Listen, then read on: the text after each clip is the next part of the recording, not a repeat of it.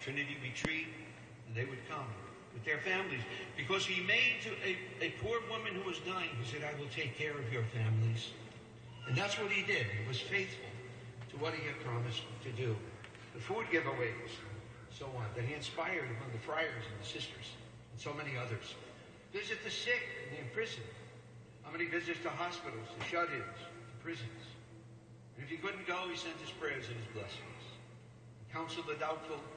How many people came to him for his advice, for his counsel and guidance? Third thing we say about him, he's an ardent preacher of the gospel. He was a great evangelist. There's no doubt about it. His many TV shows and series on EWTN, and even before that, on one of the secular stations, he had a program. Right from the beginning, he was there with Mother Angelica. The radio, the broadcasts, the interviews that he did, his tapes, his CDs and DVDs, all part of his desire to proclaim the gospel.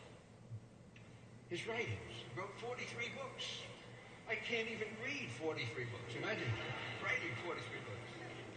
Pamphlets, articles, but especially his book, Spiritual Passages, in which he took the best of our Catholic tradition in spirituality growth, the three ways, if you're familiar with that, the purgative way, the illuminative way, the unitive way. That goes all the way back.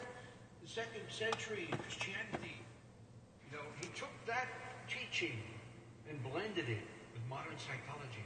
Something not easy to do. He produced that beautiful book, Spiritual Passages, and that helped to form the spiritual development program in the Archdiocese of New York. And he was a great spiritual guide. His insights, spiritual direction for everyone who came. And sometimes he'd give spiritual direction in the car. He'd invited, maybe a priest wanted to come to see him. The spiritual direction says, would you drive me to this place? I got to go give a talk. So he'd do spiritual direction in the car.